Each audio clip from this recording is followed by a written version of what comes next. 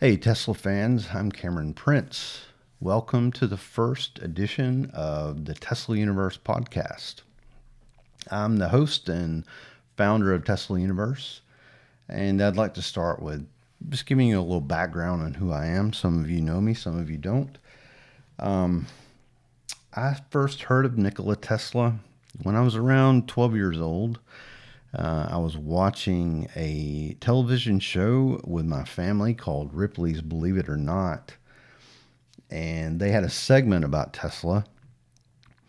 Uh, Talked about who he was, what he did, his accomplishments, and showed pictures like this with this big lightning flying around.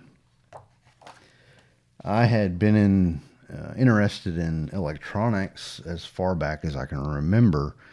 I wanted to learn about how things worked and science. And when I saw those pictures of Tesla and understood who he was, it changed my life. I found out who I wanted to be. I found a direction, and the rest is kind of history. I've built several coils, some pretty big ones, some pretty impressive ones. Been on numerous TV shows and YouTube videos about Tesla and Tesla coiling in particular. Um, you know, it's just who I am. I believe it's my purpose, and it's certainly my passion, and I don't see doing anything else. It's what I love to do. Um, so, what are we doing here? What is the Tesla Universe podcast? Well, in short, it's a continuation of the Tesla Coil Builders Association. This was a newsletter that was ran by Harry Goldman. That was, I believe, there were 78 copies that were issued quarterly, and it was a mailed publication. I can remember anxiously awaiting the mailman to receive my copy. The newsletter featured book reviews about Tesla, facts about Tesla that many had never been published before. One of the avid contributors to the newsletter was Leland Anderson, who is considered by many the foremost Tesla historian. There were also question and answer sections where novices like me at the time could write in with problems I was having building coils or other Tesla devices, and the experts would hopefully read them and respond. And there was a lot to be gained there, a lot of knowledge passed along in those questions and answers. But there were also deeper subjects. I remember an article by Derlin Cox, or D.C. Cox, as many knew him, in particular about coupling. And it was really an eye opening article for me, one of the ones that stands out in my mind. But Harry retired that publication, I want to say in 2000 or early 2000s. And there's been a void ever since. There are forums about Tesla coils and Tesla coil mailing lists that are very good resources, but they they just didn't seem to have the same impact or something that the TCBA had. It was very personal. It was very I, I believe everyone loved and respected Harry, and he had a great heart. He was a great guy. And you can read those TCBA newsletters on Tesla Universe now. So I welcome you to check those out if you haven't done so. And what I did was there were 20 volumes. The first issue of each volume is available free. The others are members only access. So I encourage you to take a look at those. But the Tesla Universe podcast is going to be a continuation of that, a modern version of it, where I hope to carry on the torch that Harry started those many years ago. Now, this is kind of a first for me. I've dabbled with YouTube over the years, but never really made a go at it. So I've got a lot to learn, and I'm kind of catching up in a lot of ways. But I believe it's going to be a good thing, and we're going to learn a lot. We're going to build a lot of things, and continue the quest to understand the enigma of Nikola Tesla. So, what's the first project? Well, that goes back to that first episode I saw or that segment in the Ripley's Believe It or Not show that I saw, where they introduced Tesla's Colorado Springs laboratory. Now, this laboratory was built primarily because Tesla just ran out of room in New York City where his other lab, or his main laboratory, was. Tesla was a nuisance to his neighbors, and the police didn't like him very well because they had to be called so many times due to complaints for the noise and other bizarre things happening there in his lab. So Tesla was on a quest to, number one, transmit power without wires. Tesla had just succeeded a few years earlier at harnessing Niagara Falls, and he was, I think, partially motivated because he wanted the world to be able to take advantage of electricity, not just those we could reach with copper wires. So Tesla was looking to kind of take that order of magnitude a step higher. But he was also planning to transmit intelligible signals. We know from the boat that he designed, which was the world's first remote control vehicle. He received a patent on that. We know that Tesla was capable. He had already harnessed radio at that point and used it in a multi-channel remote device to operate the boat, make it turn, go forward, backward, light up a light bulb. So Tesla, he had already solved radio. It was just a matter of perfecting it and making it consumable. And that was the part that Tesla really lost interest on, I believe, because he was so focused on making that leg up, that huge step that he wanted to make from transmitting not only signals but power. Tesla wanted to transmit power. So Tesla, having visited Colorado earlier, as many of you know, he installed the first alternator there for a mining operation near Telluride.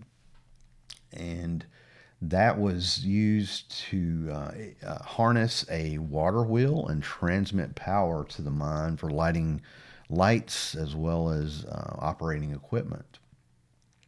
So Tesla was a well-known name there in Colorado. Colorado was also very kind of leading edge as far as electricity and power are considered. They wanted to be on the forefront. They wanted to have someone like Tesla associated with their community and their state. So they offered Tesla free land and free power for his laboratory. I don't really know if he asked them first or that it was a standing offer or how exactly it worked out. But Tesla in 1899 packed his bags and took a train to Colorado and immediately commissioned the building of this laboratory. Now, many of you know that we do have Tesla's notes from this time in Colorado. They're some of the best resources of Tesla information from the man himself. But you know, I've been enamored with this lab since I was a child. I wanted to know what Tesla did there. I wanted to, frankly, I wanted to see it. I wanted to feel that and to understand what he did there. And you know, there's so many discrepancies in the different biographies and articles about Tesla related to Colorado Springs. He called this his experimental station. You'll also hear it called the Colorado Springs Lab, or CSL. It was a building roughly 50 feet square, and it had a 142-foot tower that stuck up with a 30-inch ball on the top. That ball was made of wood and coated with copper foil to be conductive. This photo is a later version. We do have an earlier one that shows the building before the tower was erected. And, you know, why is this so important? Well, Tesla used the information he gained here at the Colorado Springs lab to prepare him for what would become Wardenclyffe. Tesla believed that he had proven the things he needed in order to complete the experiment to transmit power wirelessly worldwide now. So, you know, this book, while it is a great resource, it was written primarily from Tesla to Tesla. It doesn't give us insights into why he was doing what he was doing or what exactly he learned that would enable him to build Wardenclyffe. Much of the notes were kept for patent applications. So they're cryptic, they're using mixed measurements. Some things are metric, some things are empirical or imperial, and they're using, Tesla uses math that is kind of outside modern teaching. So it's cryptic and it's hard to understand. But one of the great resources to accompany those notes is this book, which is the Tesla Coil Builder's Guide to the Colorado Springs Notes of Nikola Tesla. This book was written by my friend Richard Hull, formerly the leader of the Tesla Coil Builders of Richmond. Richard Hull is now more known for his work in fusion, and he has a fuser there. He runs his lab in Richmond that I've seen many times.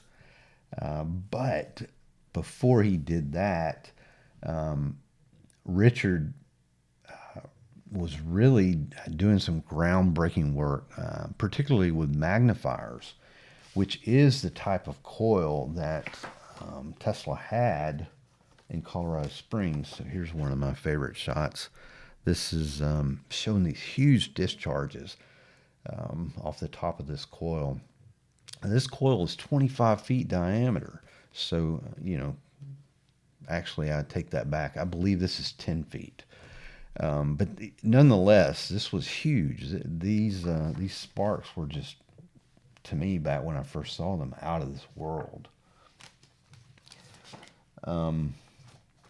So, you know, it's important because there's history there. There's mysteries there as well. And I say mysteries mainly because there are so many discrepancies in the Tesla biographies and the information that has been written about the work that Tesla did there. I think the primary one that I'm concerned with is there are reports that Tesla, off the top of the ball here, produced lightning in excess of 100 foot. But in the math that Richard does in his book, it kind of it proves that that's not really possible with the equipment that Tesla had available to him. And the other thing, you know, if Tesla is hiring photographers to come out and take these nice photos of his great work there, all these sparks and things, wouldn't Tesla have used the same photographer to capture this huge lightning off the top if it was really happening? I would think so. So we're going to start a series here, and we're going to work to understand everything we can about the Colorado Springs lab. And I'm going to start with building a 1/30th scale model of the lab. Now that equates to a structure somewhere around 2 foot wide. And I'm going to build it using balsa wood. I've been doing research in Richard's book, and that's one of the reasons I printed all these photos in these nice big prints. I've started using kind of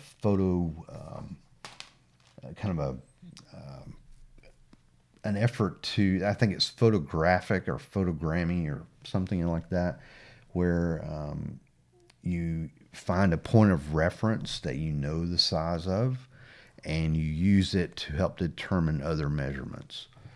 So I've started looking into that.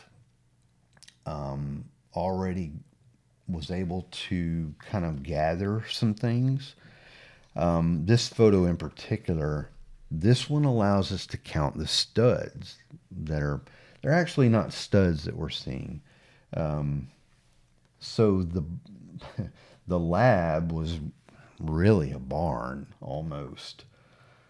From my examination of Richard's book as well as the photos, it looks to be that the walls were primarily made of 2x4s, which back in those days, 2x4 was actually 2 inches by 4 inches, not the common 1.5 by 3.5 that we have today.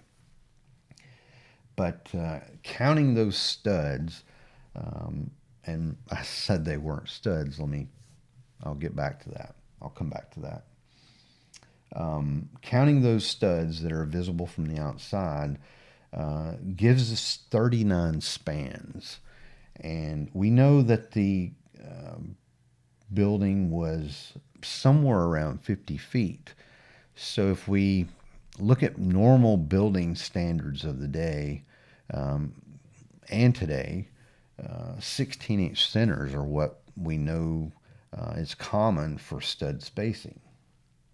So if we multiply that 39 spans times the 16 inches, that brings us right at 52 feet. Now, I also did the math for 15 inches and 14 inches, and none of those met the 50-foot minimum that we had. So it's my opinion that the building was exactly 52 foot wide, and that's what the model is going to be based on. So what were the walls made of? Well, if we look at the interior shots, this is probably the best one. And I'm going to provide a link to these in the description so you guys can look at them yourself. But to the best of my ability, and the facts in Richard's book that he was able to determine, it looks like those 2x4s are the what's internally holding the structure, and then on top of that is what appears to be a 1x6. So those are the horizontal boards. And then what's on the outside though? What are those strips we're seeing that we were able to count. Well, that is holding down tar paper. Believe it or not, Tesla really had no siding on the building. It was a layer of paper, and then there were a series of 1x2s that were nailed down on top of the studs, we assume, that held the tar paper in place over the 1x6s that we see running horizontally. So those strips on the outside were just anchors for the tar paper, basically. Let's talk about the foundation. So after examining all these photos, like here's a good one. This shows the corner. This is Tesla's assistant. He's at the regulating wheel there. And we can see the corner of the building. And there are a couple of others that show the corners as well. And what's missing from more modern construction would be a pole. So this building was kind of self-supported. There are no poles that allowed the floor joists to be raised above the ground. So to the best of my ability, it seems that Tesla maybe had the land kind of prepared, leveled, and then he just began building a joist, a frame of floor joists directly on the ground, and then built the other structure on top of that. So I'm going to do a little more investigation about that. I've got one more picture that I didn't print, which is a close-up of this very same angle. And those of you that have looked at these photos before, the one that I'm speaking of is Tesla sticking his head out the door. But it's really much closer than this picture. And it will show us, hopefully, a little more detail about the floor there. But as best I can tell, it's 1x10s or 2x10s or 2x12s. And then we're looking at 1x4-inch like standard flooring on top of that. So that's kind of what I'm going to start with. I've ordered the materials to begin on that, and I'll be starting those soon. And one of the purposes of the videos is going to be to follow along with that progress. And the focus right now is the structure. Understanding, okay, if I'm going to make this out of balsa wood, what does a 2x4 equal in 1/30th scale? Same for the 1x4s and the floor joists, the 2x12s or 2x10s. One of the other things that Richard and I have already talked about is this picture, which shows the roof, and it kind of looks like shingles, but one of the things Richard said is, this picture was taken, he'd only been there a month, and the shingles are already kind of bowing up. They're ruffled looking, weathered. So Richard theorizes that these are actually just strips of tar paper that were folded over to protect the nails and make it waterproof. So I think we're going to go with that assumption. I'm going to continue to research that as best I can. And probably the best resources for this outside of Richard's book and the notes from Tesla, there are two others that I know of. One of them is a 3D rendering you can see on YouTube. I'll link that in the description. But it's by a gentleman named Vladimir Jaksic, or Jaksic. Sorry if I butchered that. There were other people involved with that too. I'm stating the first name that was listed, but when you visit the link, you'll see that. So do intend to give everyone credit. But that video is amazing. It's a video of a 3D rendering, and the detail, and it must have took an enormous amount of time. So much props to you guys who made that. The thing that I'm uncertain of is kind of the length that they went to determine the accuracy. One of the things I noted right away is the rendering didn't capture like this little building that this little structure that was built onto the side of the lab. So I know there's some shortcomings there, but nonetheless, it's still a great resource, and it kind of gives you a sense of being there. So I highly recommend you check that out. There's also another effort to create a model that was done by, I don't know if it was done by museum staff, but I know that a balsa wood model has been displayed at the Nikola Tesla Museum in Serbia.